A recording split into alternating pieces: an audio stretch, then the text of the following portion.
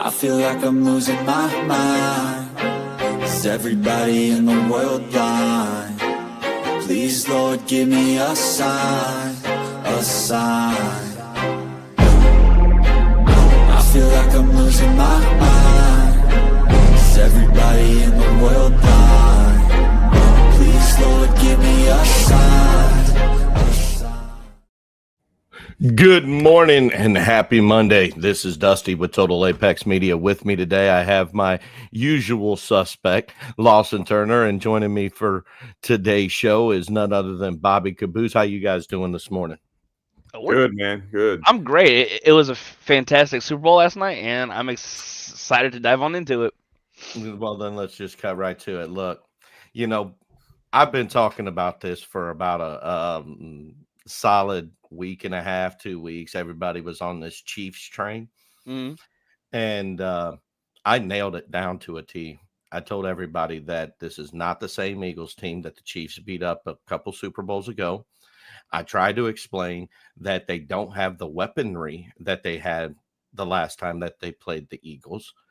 And this defense for the Eagles is far, far better than the defense that they had the last time. And we seen exactly what I said come to fruition in the Super Bowl. This was a dominant performance from top to bottom by the Eagles, offensively, defensively, and even Jake Elliott, the kicker, came through clutch. We're going to start it off with Lawson here. Was I wrong or was I right? I mean, in terms of just a total beatdown, I mean, it reminded me a lot of, the Tampa Super Bowl.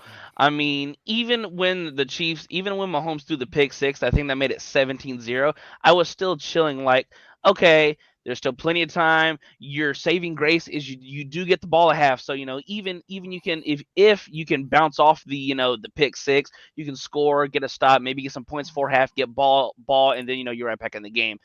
But I mean, Mahomes, he was sacked 6 times, which is double the amount he was sacked in in the Tampa loss. He was pressured on 16 of his 32 dropbacks. And when you're getting that much pressure, it doesn't matter if you are, the best quarterback in the league that Mahomes has been over, since he's been starting. It's going to get to you. And you saw him, make a little bit of mistakes. He couldn't set his footing. I thought the dominant thing was that defense. What was mostly the edges with, your Nolan Smith and your Josh Sweats, the explosiveness off the ball that didn't allow Mahomes to step up. And, when you have, dominant, interior defensive linemen like your Jalen Carters and your Jordan Davises, they really dominated the line of scrimmage. And we know this from just the historical impact of the NFL. He who wins the line of scrimmage wins the majority of these NFL games. So I thought the Chiefs on defense, I thought they had a great game plan. If Saquon's going to run the ball 25 times, he's going to end up with 57-ish yards. They'll live with that. Now, I thought Jalen Hurts was sensational. Even though despite the pick, I considered this a perfect game. We saw him set the record for rushing yards by a quarterback. He was efficient when they needed to be. You got the big play explosiveness, but overall, it was just a Chiefs offense that got engulfed by that Philly pass rush. Mike, do you think that the Mahomes magic faltered out there? Let me break this down from a statistical standpoint. He was 21 of 32 for 257 yards, and he had 3 interceptions. One of them, Cooper DeJean, took it to the house, 24-0 at half. And everybody was still saying, "Oh, the Chiefs are there. It's Mahomes." And I called it when it was 17-0. If the Eagles score before half and knock it out to 24 or higher, it's over. There's no coming back with the Eagles defense is playing. Do you think the magic is gone? I don't think the magic is gone. He didn't have a clean pocket at all. First, I thought, pregame, I thought you were bat-ass crazy, Dusty, as far as thinking the Eagles were going to blow them out. I thought it was going to be a close game. I was kind of disappointed. But even at 24-0, I was like, man, this is setting up for People want to compare Mahomes with Brady. I'm like, okay, Brady was down 28-3. Let's see it, Mahomes. Let's see it. You want that 3-peat? You're gonna have to do some Tom Brady type stuff. He had no time at all during the game. Cooper DeJean, you mentioned that dude. If you don't know who that dude is now, he just put himself on the map, having that rookie pick 6 in the Super Bowl. Obviously biggest game of the year, and biggest moment of his young career so far. Mahomes just didn't have time, man. It seemed like when he was getting the ball off quick towards the end of the half, he made a couple, I think it was to Kelsey and Worthy, but like if he got it out quick, it was okay, but he did not look comfortable the entire game. He was scrambling around. Like as soon as it snapped the ball, he'd have to get out. That DeAndre Hopkins drop, it was going to be a little bit of a tough catch, but we've seen DeAndre Hopkins catch things like, way harder passes than that. And he could have took that to the house. It looked like there was nobody else on the screen. Like, Mm-hmm. if you got And I don't even think that I don't even think that play really would have mattered, because it seemed like every time the Eagles had the ball, they scored. That everybody had been talking about this Chiefs defense. And I'm like, you look at what the level of competition that the Chiefs played in the regular season, the controversial calls that gave them half of their wins.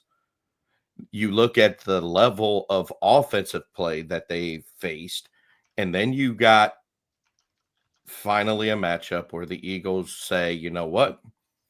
I've got Jalen Hurts, I've got Barkley, I've got A.J. Brown, I've got Devonta Smith, and I've got a solid O-line.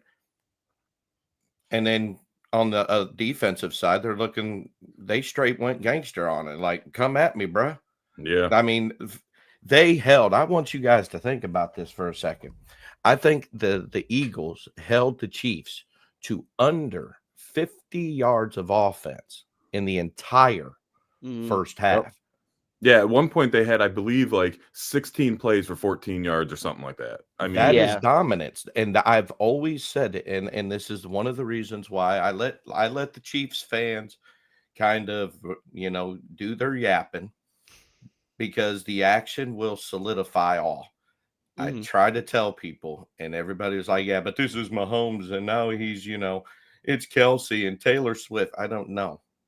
No, these Eagles, they're hitting different this year. They're on a mission. And there's not one defensive back. I called this. There's not one defensive back on the Chiefs that can go toe-to-toe with A.J. Brown. And we saw A.J. Brown do what A.J. Brown does. Then the Devonta Smith. Everybody was on the Xavier Worthy is so fast, and Xavier Worthy had himself a game. But at the end of the day, it was a little too late. That connection is really going to be like, even though it was a garbage time touchdown and it really didn't matter, like it was 40-6 in the fourth quarter. You saw when Bobby brought up the fact that, if Mahomes had time, or getting the ball out quick, he had a lot of developing stuff down the field. Even when he was getting sacked, when they showed the replay, they changed the camera angles. I'm like, oh, if he would have had an extra second and a half, oh, that's a giant chunk play. The ultimate eraser is that pass rush. Now, going back to your Xavier Worthy point, even though despite, as mentioned prior, it was a garbage time touchdown, but you have your slightly taller version of Tyreek Hill. He's a little bit taller. He might not be as fast, but he's a receiver you cannot overthrow. It was just a ball on a rope, and that, even though once again, it didn't really matter in the grand scheme of things, that is just a little bit more of a confidence boost, because once again, he was a rookie, and he was really a gadget guy when he first started. It took him a while to get, to become a volume catcher. And the fact that he had a big game in the Super Bowl and that last pass, I'm like, oh, that's going to be a problem next year, because Mahomes has his, like I said, his slightly taller version of Tyreek, where I can't overthrow this guy. because you saw earlier on in the year some of the balls were a little bit underthrown. Some of them, he was really kind of gauging speed because he broke the 40 record of the combine. I think that he's going to be a fantastic receiver going forward due to the confidence, especially however long Andy Reid can drop these plays. Because there were a couple plays where even with the 50-yard catch in the late in the third quarter, I'm like, oh, that's just scheme, and he's just wide open. And I thought he might have took it to the house, but I also want to think- add, like, it was okay. So, I'm a Detroit guy. Don't want to mention the Lions, but here, it was so deflating when the Lions lost, right? So there was actually sports talk radio around here. Like, people were legit calling in saying they weren't watching the Super Bowl. It was like a huge thing. Like, they're like, we don't want to watch it because we had the best season we've ever had. This Eagles team would have destroyed us in the NFC Championship. I'm just saying that right now. I know it's going to piss off a lot of Lions fans, but this team looked unstoppable, especially with their injuries. They would have rolled us in the NFC Championship. And I think Saquon Barkley may be the best free agent signing in NFL history. I mean, to have an immediate impact, he's already the best running back in the league, but to put the Eagles on such a different level. mm-hmm. And the funniest stat that I seen yesterday was the average size of the offensive linemen compared to, it was 338 pounds. They just maul. They were 245 pounds. That's almost 100-pound difference between these dudes. I'm trying to tell you guys that tandem of Jordan Davis and Jalen Carter on that defensive line for the Eagles is going to be trouble for years to come. And you look at, this is the stat that stood out to me. The Chiefs only had 49 rushing yards the entire game. Now, you're talking about a backfield that had Kareem Hunt and Isaiah Pacheco, and what was supposed to have been one of the better offensive lines in the NFL. Now, I personally want to give a shout out to the Eagles coaches because they knew that they were focused on shutting down Saquon in the running game. So what did they do? They altered it and ended up involving him more in the passing game. Mm-hmm. And I think, and from a statistical standpoint, it don't seem like a lot, but Saquon did muster 6 catches for 40 yards, and the one was probably the game sealer when he got the ball almost down to the 1 yard line. But this is where I have a problem. Okay.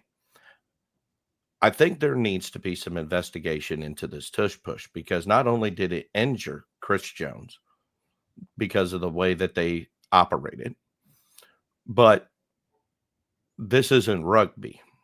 And I understand, hey, everybody loves the tush push, but when you look at it from a medical standpoint, you've got a bunch of 300-pound men with helmets colliding, jockeying for position. Somebody's going to get their neck broke. Am I looking at this the wrong way?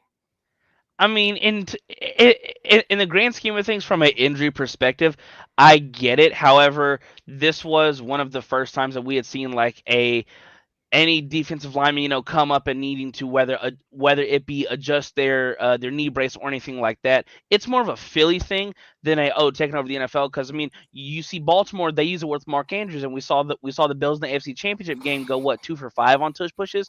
I don't think that there will be any investigation due to how inefficient the Bills were, because this is a Philly thing.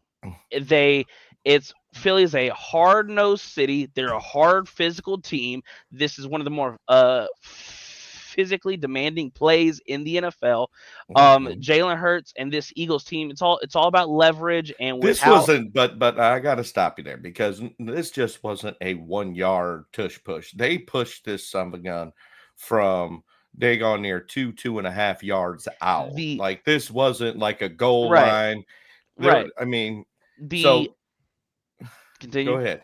The ability in which if they could get a guaranteed 4 yards off of it, oh, they'd ban it in a heartbeat, because then they could just do that all up the field, 4, 8, 12, continuously do it. But because it is a almost guaranteed 1 to 2.5 yards, to your point, yeah, there's almost no reason to look at it or do anything negative to it, because it's a Philly thing, and all the other teams try it, and does it work? To an extent, until you go up against a team that that kind of can watch tape. And Jalen Hurts, because he's not a 6'5" prototype quarterback, he's smaller at only 6'1". I think he's a big. I think. I mean, I think that it maybe not height wise, but when it comes to pure athleticism, and power, burst, yeah, dude, he is hands down, one of the better built quarterbacks in the league. And when I just look at it from the player I'm happiest for is Saquon Barkley. Local kid, went to Penn State, had a phenomenal career, got drafted into a bad situation with the Giants, and ended up getting out, going home, and then running the table, winning the Super Bowl. Okay. But outside of that, I mean, I really didn't have no skin in the game. Look, I'm a Packers fan. Packers weren't in it. They still made the playoffs, but they didn't make it. And I think the more alarming thing is that did you guys see Chris Jones go down? Yeah. It wasn't even it was after the tush push. He went down with a knee injury. Yeah. And still came back in the game. Speaking of the tush push, if you go and ban that play, what is stopping them, the slippery slope? What is stopping them from not being able to do normal quarterback sneaks? It's going to end up turning into a flag football field, flag football league, regardless. I mean, everybody is, everybody knows what is it, the terminology that people are using. We live in a woke society, and everything has to be so proper. Look, we see players now sitting out for a jammed finger. Right. Okay. Back on the football I grew up with, I mean, it wasn't no weird Sunday to see a player on the field with a busted up nose, and now they've got to protect the quarterback because of concussions. And I know it's all about advancement, but this is a physical sport. I mean, at least they wear helmets. It's not rugby where they go out with some shorts and a t-shirt and a jock strap and some shoes and just murderize each other. Okay. So there are steps there, but I mean, I think that the thing that I'm most proud of is the refs called the game fairly. And that's all there is to it. Yeah. I think there wasn't really no call that really stood out. At some point, it's going to turn into Sarcastiball, right? I know Lawson's a fan of South Park. Dusty, I'm sure you've watched it, but yeah, I mean, you manipulate the rules so much. I mean, the quarterbacks can barely be touched now. The first, I thought, controversial call was that pass interference on AJ Brown at the beginning on that deep pass. Yeah. There was a little bit of hands to the face, I guess, but they were going back and forth. It wasn't enough to throw the flag on that. And I just can't believe that. I call it karma, because look how many calls that the Chiefs got in their favor to save their skin, how many times this season. Yeah. And it was sort of just karma saying, you know what? Hey, the poop is on the hill. It slides down and eventually it's going to catch up to you, So, but I personally am going to start with this one. I think that this Super Bowl, in my opinion, played out exactly how I thought it would. I thought the Chiefs were outmatched. I didn't think that they would have an answer for the Eagles defense. When you look at the offensive side, Mahomes just did not have the weaponry that he is used to. The Eagles did a phenomenal job in shutting down Travis Kelce. They knew he was that go-to. And that entire Eagles defense literally looked at Taylor Swift and said, "Here, hold my beer." And they shut him down. You take their best player away. You take Patrick Mahomes' safety blanket away. Mahomes doesn't know what to do. And yes, then the DeAndre Hopkins drop. You had the Xavier Worthy. He, in my opinion, granted they lost. Xavier Worthy probably had, outside of Jalen Hurts, because Jalen Hurts, he was the stud in the game. Rushing, throwing, he was the stud. But on a scale 1 to 10, how good was this Super Bowl? Lawson. In terms of the game, I thought it was a solid 7. Like, it wasn't anything that blew me away. It wasn't one of those all-time classic. It was an all-time dominating performance from start to finish from Philly, and it was a Chiefs team that played their worst game in 5 years.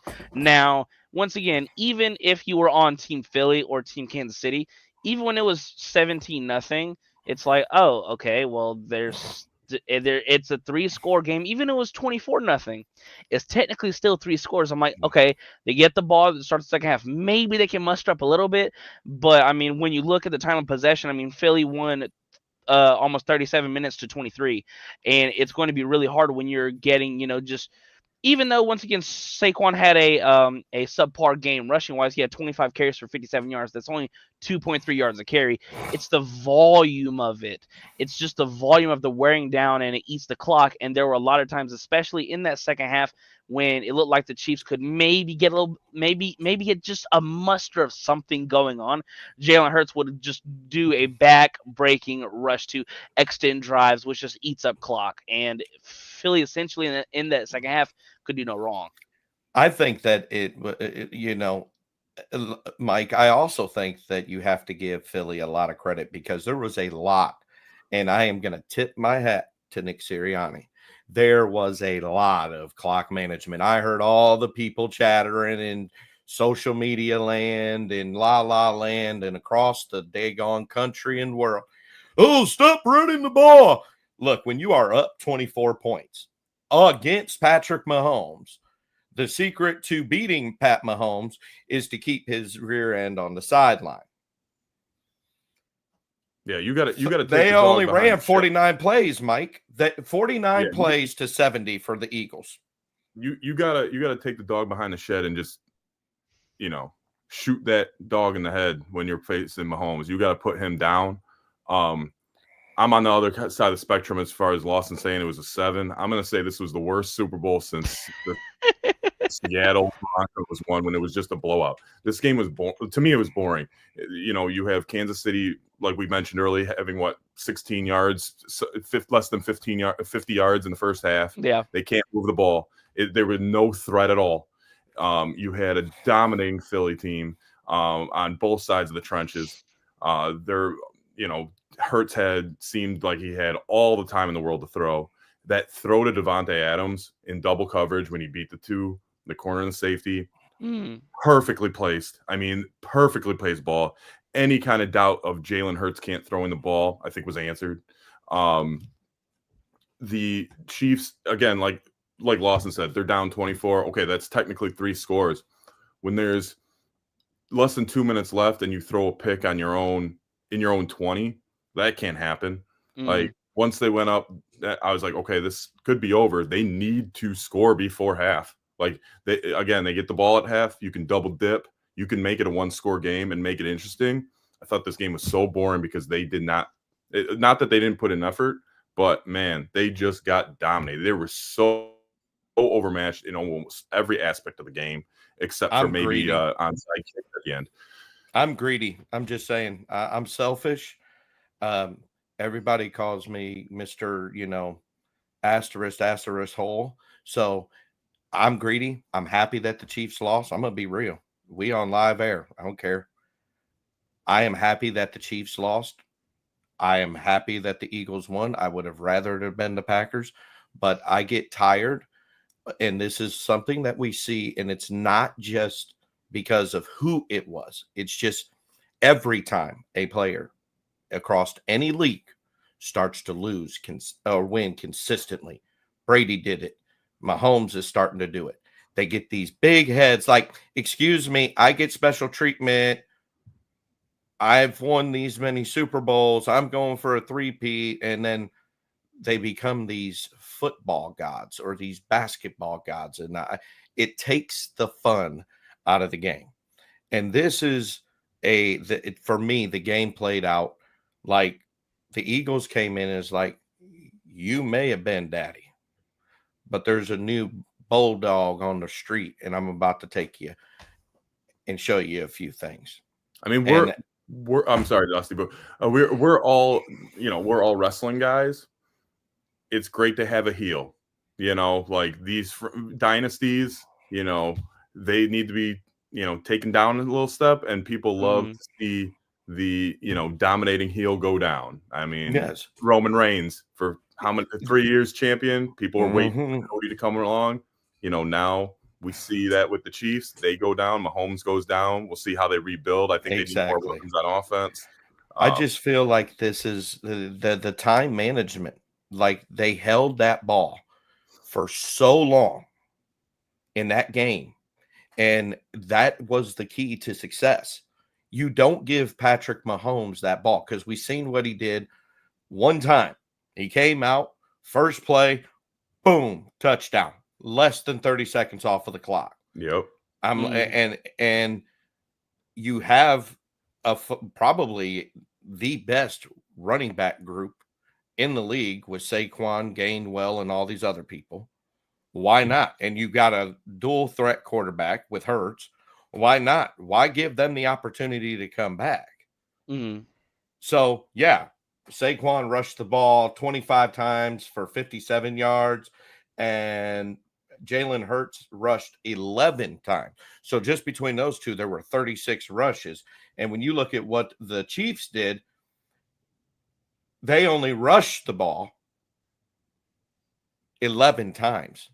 So Hurts ran the ball more, matched the Kansas City rushing attempts by himself. That was the key. When you don't give somebody time with the ball,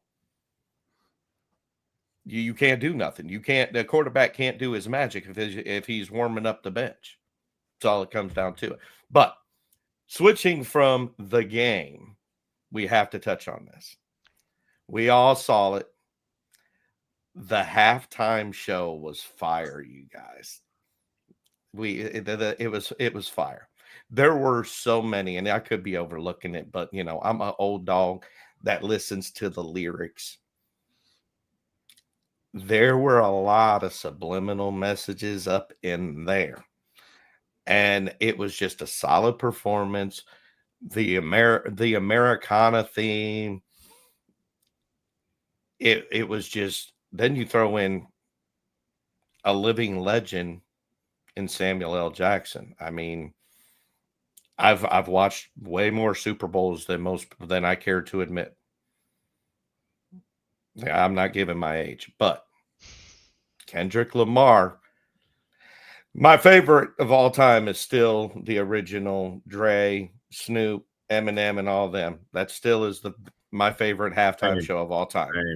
But Kendrick Lamar is coming in at a hot second, bro, because he just made it look so natural. And what stood out to me, and I was talking to one of our coworkers about this, was he didn't come out in a $1 million suit or $1 million weird outfit, castle on their head, no pun intended. But he came out in jeans and a t-shirt and a microphone and some shoes from Foot Locker that I can afford. That's what stood out to me. Like, he didn't, I mean, don't get me wrong, he had, the diamonds and the drip, but hey, he's playing to his audience. Yes, absolutely. The casual person that's tuning in. I actually didn't see the halftime show. I was actually traveling from one place to another during the halftime. I thought that would be a good transition because I do like Kendrick, but a lot of the halftime shows I think are hyped up more. I did love the Eminem 50 Cent Dr. Dre one. I mean, that one just took me back into high school and stuff. So it was a little of a nostalgic feel for me, but I can't really speak on the halftime show as far as yesterday. Yeah. I'll have to check it out on YouTube or something. Lawson, what are your thoughts on it? I thought overall it was solid. It was a good. I don't think any of these Super Bowl performances are ever like bad. Me and Mike were discussing pregame and stuff like that. Like all of these Super Bowl halftime shows, they're all pretty much solid. Like you're hardly ever, if in our lifetimes, going to see a bad Super Bowl halftime. I thought it was awesome. I thought the meme pictures after the game were great. I thought the song choices were excellent and performed, to a T. With I thought the guest appearance by Serena Williams was awesome. Overall, I give it just like I give Super Bowl rating. I give it about a 7, maybe a 7.5 out of 10. I really enjoyed it. I thought it was awesome. Well, here's what I think. I think that the halftime show was decent. I mean, it was rock solid. It's not every day. It wasn't all that flashy stuff. I'm a simple person. I don't. It was a simplistic performance. They put a street in the middle of the field, for crying out loud. Right. Did you guys catch the guys laying up on top of the light post? I'm asking for a friend because I did. I'm like, how do you get up there? That's what I want to know.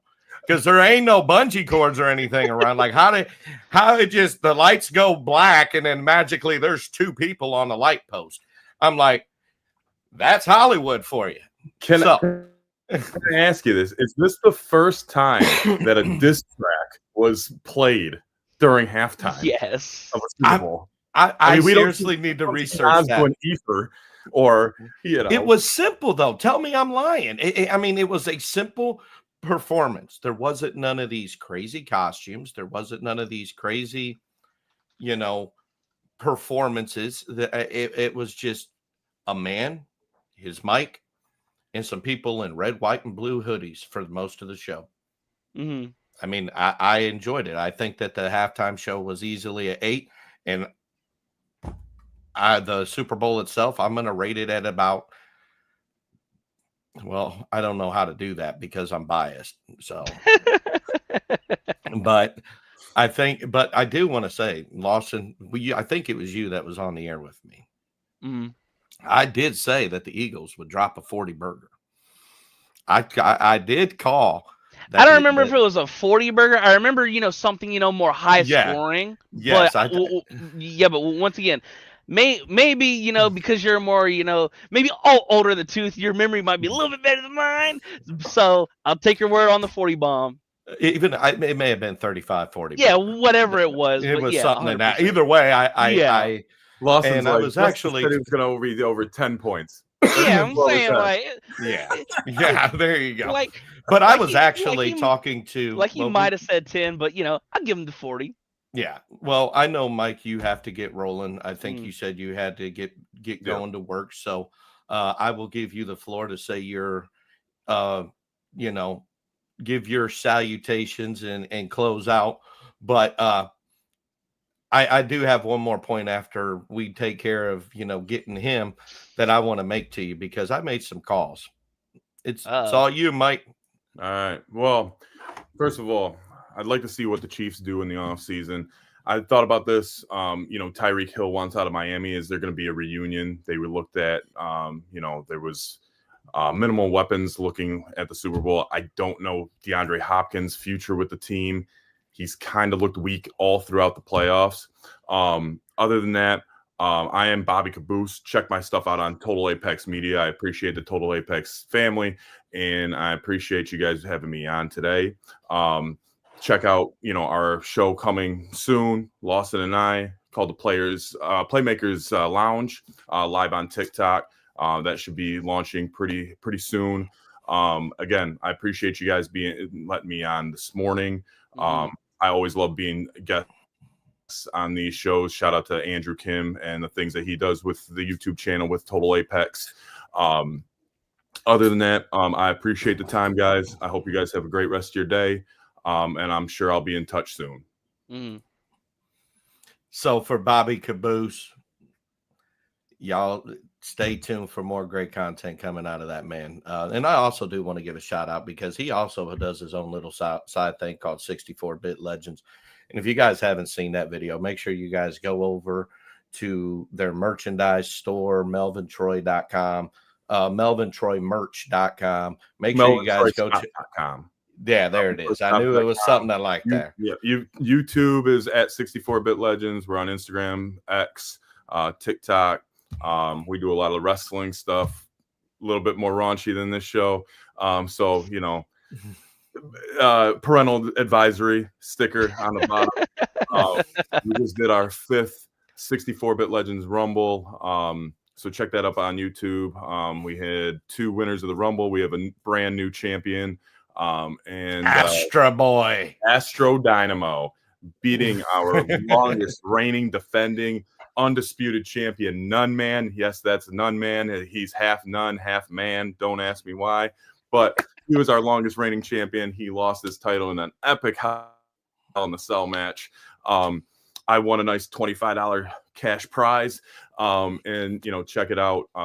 We're streaming on all services: Spotify, Apple Music, all the other ones. Well, Bobby, Mike, let me give you let me say this to you, bro. For those of you guys that don't know, I am the CEO of Total Apex Media, and I am truly proud of both of these two because their creative geniuses are really putting Total Apex on the forefront of multiple verticals. Bobby, keep up the good work. Don't let anybody tell you that it's not worth it, because I can personally tell you there's always a pot of gold at the end of the rainbow. So keep up the good work, man. I know you got to get going. Thanks for joining us on this show. I appreciate it. You have a great day, man. Yeah. And new episodes of the 64-Bit Legends should be dropping. We're about to drop our 100th episode. We haven't recorded in a while because we were trying to do something really special for the 100th. It kind of fell through, but we're revamping the show too. So check us out. Like I said, all streaming platforms. And hopefully we can have one of you guys or both of you guys on at some point. Mm-hmm. So I love it. Appreciate you guys. Have a good day. Yep. So Lawson. Oh, and then there were 2. Look, no, we're almost done here. You know, I made a bold prediction, and I should have went with my cappers mentality, but I gave out some betting advice. Was it good advice? It was, because I told this particular person to take the Eagles at -6.5. Well, I wish you would have told me that. I lost some money on live betting the Chiefs, but you know. Yeah, well, you were stuck in your Chiefs. Every time no. Accountability is number one. You were all I'm over the first one to say. I'm the first. Listen.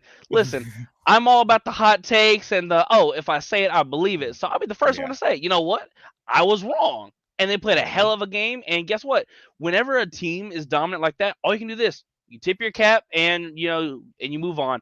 I thought even when they were down, 10-0, I was like, okay, we've seen Mahomes in every Super Bowl. He's won down 10-0. Now the game starts, and they never really got anything going until it was already I don't even think the Chiefs realized the Super Bowl had started until about the fourth quarter when Mahomes come out and started slinging it. Right. And I think that they were shell shocked because the game opens up with a 3-and-out for the Chiefs.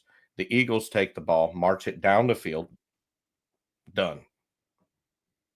And then from there, it was like it was just a roller coaster. It really was. I think it was just they were shell shocked most of the game. And that's where it ended. So, but yeah, I caught some heavy duty shots. Like I caught some heavy duty shots. Like, and something told me. I know a lot of people were betting on that Saquon Barkley anytime touchdown, and I got looking at it, and it was how FanDuel and DraftKings they do this. Here's what everybody's betting on the SGP for. Here's your most popular plays. Yeah, I tried. I just what worries me because I'm a professional capper. What worries me when I see those is when there's 43,000 people putting bets. I guarantee you Vegas is looking at that and in somebody's ear saying, hey, don't let him score a touchdown. Don't do it because we got to make this money back. Because if you put it into layman's terms, 43,000 and everybody put $1, that's $43,000 that company just made. And you know, some of them were maxing it at 10, 15, 20 bucks. So I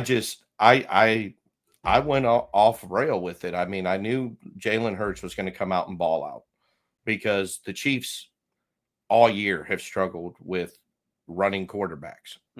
I mean, they've beat them, but it was the Josh Allen.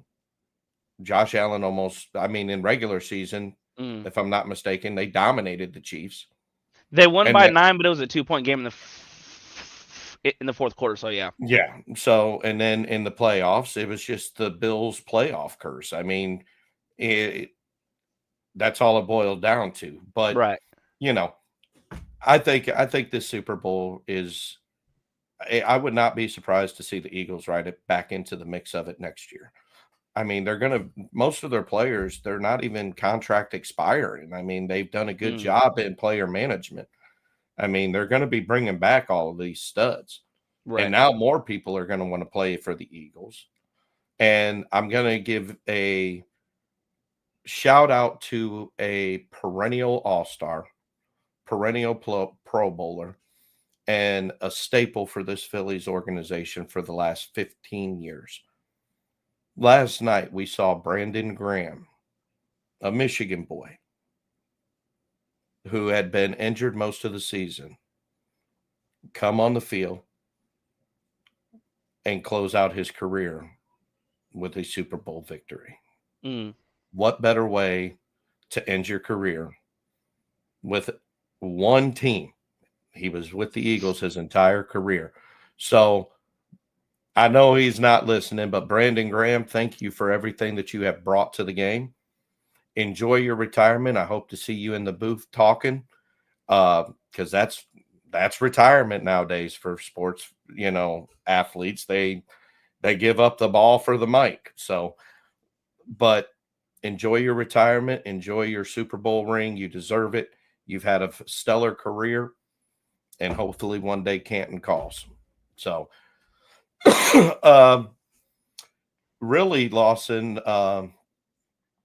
we didn't. I mean, I know we probably should be covering more, but it's Monday. It's the day after the Super Bowl. What is the day after the Super Bowl? What is there else more to talk about than the Super Bowl? Actually, I do want to touch base on. So, over the weekend was the big Terminator event, Double XP weekend. And there is a lot of anger from the gaming community into PlayStation and Xbox's handling of the Call of Duty Black Ops 6. Several reports were flooding in of we can't get into matchmaking. Most of them couldn't even log into the game. And for the most part, Activision and the respective Xbox and PlayStation people were kind of silent on the situation. Reddit was blowing up with, telling them to fix your, blank dated blank, blank, blank, blank, So we see this more and more, Lawson, when you come out with such a unique opportunity for gamers. Let's face it, me and you both love games. And when you give people an opportunity for free or, a good chance of earning stuff that would usually cost us 20, 30 bucks. Right. And that you had this, what Xbox and PlayStation just learned is what Netflix learned about the Jake Paul, Mike Tyson fight.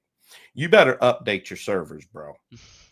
I'm just saying, there's no reason of, let's just turn it live and go home for the weekend, because that's pretty much how people felt about the situation. Nobody was around to answer any questions. And I had to play on the PC because it kept telling me on my Xbox that there's a free trial, and I've got Xbox Game Pass Ultimate. Right. And it said a free trial up in the corner, but then when I go to matchmaking or multiplayer, and hit find match, it would only show private match. Mhm. Now, the game's obviously glitched. I'm sure now that it's Monday and double XP weekend is over, I'm sure they're going to fix it. Mhm. So, but what are your thoughts on it? I mean, from the PSN being down for I think it was 19, 20 hours. I just think that it was. Excuse me. I think that it just so happened to be at this double XP weekend. Your Terminator event starts. I'm sure a lot of gamers were mad because me and my boys, we like to play 2K. So and I'm the only one on Xbox. Everyone else is on PlayStation, and so they're all like, "Oh, when are we on the game tonight?" And then it's "Oh, I'm on the game tonight. I don't know about y'all, but because they're all on PlayStation, they were all having issues. So it was just a lot of wow. I just saw in the chat that it was actually for 24 hours. That's insane. And I feel like the backlash for the gaming community, obviously, it was whether it be a bug, some intern hit the wrong button, or did something wrong. I don't think it was a updated server thing. Whether it have been a security breach that happened, I think it was in 2011 when the last time this had happened for this long, and it actually went on for I think 23 days, if I'm not mistaken.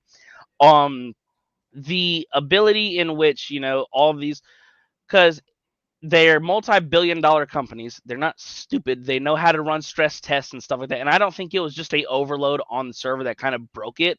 It might have just been whether it be you would probably know a lot more about it than I, but it might have been just a code went wrong or some button or some switch flipped or whatever the case may be to shut it down. And it just took them a day to figure it out. Sometimes it's as simple as a capital O instead of a zero. Right. So, but I know, Lawson, there was one thing in the NBA that we wanted to touch on. I'll let you go on that. As far as the Anthony Davis, and then we're going to get up on out of here. We're going to close this thing out. It's Monday, and we're at 46 minutes. I think that's a healthy show. So let's get this done with the Anthony Davis stories, what we're hearing, and we're going to get up on out of here.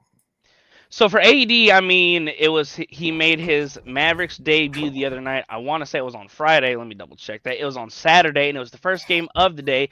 AD came out of the game on fire. In the first quarter, 11 of the 12 minutes, he had 14 points, 8 rebounds, 3 assists, and a block, and made his only 3 of that quarter. He was having a sensational game, even in the 31 minutes that he did play throughout the entirety of the game. 26 points, 16 rebounds, 7 assists, and 3 blocks. He was awesome the entirety of the game. However, he went down with a non-contact groin injury, and it's going to I'm seeing reports that he could be sidelined for up to a month, which it sucks for Dallas when you just trade for a superstar that Anthony Davis is, and he goes down in the very first game. A lot of people on Twitter and social media were saying, well, Dallas just got the entire Anthony Davis, they got the entire Anthony Davis experience in the first game. He's dominant for a half. Then he has a subpar third quarter in which he ends up getting hurt. That's about it for the Anthony Davis thing, but I do want to touch on the Hubie Brown. He called his final game yesterday, even though once again it was Super Bowl Sunday, so everyone was already probably out. But he was awesome for the game. With him being a coach and then having a 35-year broadcasting career at ESPN, I think I saw he did over 700 or 800 games. Just truly someone who taught many people the game of basketball on and off the court, and even in the broadcast now for the NBA, they're at the scores table. They're not in a booth, so they're right there on the floor. You saw all the players after the game. Dame. You saw Dame, Eric Gordon, so many of players from the Bucks and the Sixers. Team go over and acknowledge and pay their respects. Which it's awesome to see that he's still broadcasting at 91 years old, and he called his last game, which is in Milwaukee, which is awesome because that's where he started his coaching and broadcasting career. In the NBA, and it was awesome to see because ever since I started watching the game, Hubie Brown's always been put the headset and the mic on, and it was joyous, and it was a awesome experience to have that game happen before the Super Bowl, and it's just like he really gave essentially his life because he's been in or around coaching or calling games for 65 years. that's a lifetime that's dedicated to a child's game in the game of basketball. So it was an awesome experience, and all the memories and iconic calls, they're gonna resonate in our heads and in our hearts forever. And I hope he enjoys his retirement, because it was well deserved on an illustrious historic career. Absolutely. Mm. Yep. You can never appreciate a pioneer like Hubie. It's just, there's other people like Lee Corso that, it's that iconic, head every Saturday calling it. Mm. And, now they're trying other people in it. I think McAfee's probably going to be the front runner for that. But from all of us here at Total Apex Media, thank you guys for joining the show this morning. Stay tuned later today as we break down the NBA bets and fantasy lineup for February 10th. But for right now, you guys have a great day. Stay safe. I know where I'm at. It's cold. Other people, they're in Florida and enjoying the weather. But till next time, peace.